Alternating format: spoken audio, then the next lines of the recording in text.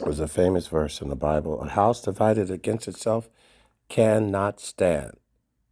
None of a house divided against itself cannot stand. That means a country divided against itself cannot stand. That's why they always try to get the country on board with a war. They need the propaganda. They need the brainwashing. They need to convince people of what the government is about to do, so the country is behind it. You have to get people on board with your vision. If it's divided, it's hard to fight the thing that you're trying to fight or do the thing you're trying to do. So a house divided against itself, a couple divided against themselves, not knowing where to move. You have to agree. If you want to have children, one can't say, I don't want a child, and another one say, I want a child. You have to come together and agree what school they go to, what food they're going to eat, what doctor you're going to take them to, what clothes they're going to wear. And oddly enough, the last one, which it seems most don't care, a Catholic and a Jew get married. Well, what are we going to which one are we going to raise them in? Your faith or my faith? Well, let's raise them in no faith. Wow. But there's even a greater one than that. And that's what about a mind divided against itself. Well, that is the core, isn't it? A mind divided against itself. So we all want to be in unity with each other, right? Your friends, your neighbors, your boyfriends and girlfriends, your best friends, your company, your employee, the people in your group, whatever group you're in, organization or whatever, right? Your team. Everybody wants to be together, wants to be united about winning or losing or what they're doing. But what about the individual? Because that's really where this whole message begins. A double-minded man can go nowhere. He looks at himself in the mirror and a few minutes later forgets what he saw. Now, we have a word for that, and we call it bipolar. Bipolar, or even schizophrenia. Dual personalities, multiple personalities. People who are, one moment they're smiling and laughing, the next moment they're oddly uncomfortable. They're divided in their own head. Nothing you can do about it. They're divided in their own head. And you never know what may set a person like that off. The strangest, smallest little thing in their head, because they are having a conversation in their head all the time and fighting themselves. And it's a war. The unfortunate part of that is who gets the benefit, or unfortunately, who gets the punishment for a divided head. And that's everybody around them. You know, they have drugs that divide your mind, mushrooms, psychedelics, LSD, all kinds of stuff. Even marijuana can divide the mind. Everybody has a different response to even alcohol. One person's laughing, another person's raging, killing mad. And so when people are divided in their own head, they create false realities. Cops would tell you all the time.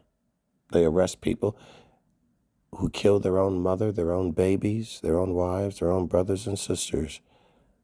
They say, well, I thought that they were monsters. Well, I thought they were coming after me. Yeah, they did. They did, in many cases. People who have that kind of mind, they create a false reality, and the brain tells them it's a crocodile. One man was caught doing a horrible thing to his child. He thought it was an animal. He looked at the baby and thought it was an animal. The brain was gone, and his mind was divided, had been hijacked by a delusion.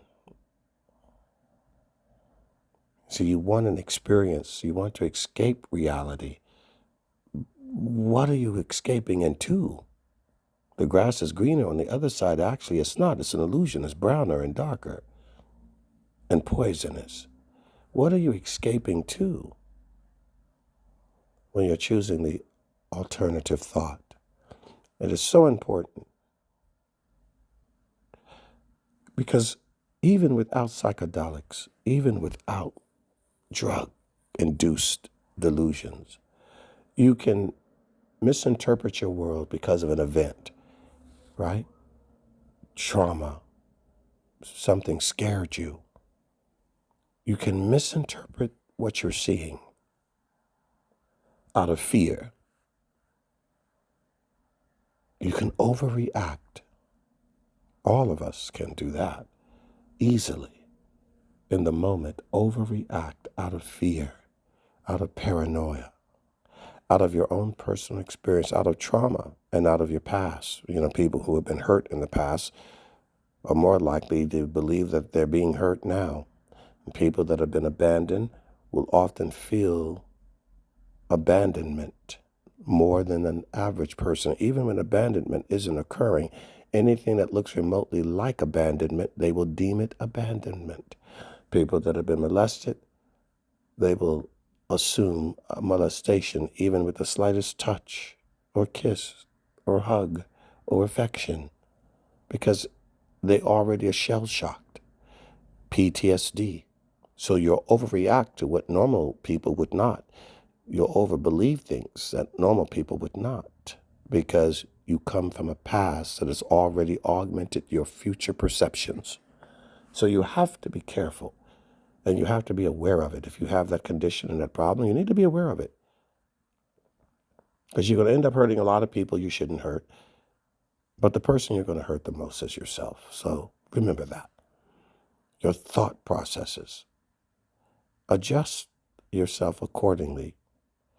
It's like adjusting a medicine to customize it to your particular proclivities, sensitivities, what's going on in your body. It's not so generic because each of you have a different path, something that you did, something that was done to you, something you've experienced. And the advice has to be customized to fit your foot, your brain, your mind. And just because you want to be normal, you're not. You'll have to realize that that person can do that, but you can't. And you have to do things a certain way in order to protect yourself against yourself and protect others against yourself because you know your weakness and you know your tendencies. And people that are not honest with themselves are the most dangerous. You got to be honest with yourself about your weakness and your tendencies because nobody can control you. You're not a little child anymore with a leash around your waist or neck. Your parents aren't there to force you to do what they know is right, to control what you eat and what you drink, where you go and who goes with you.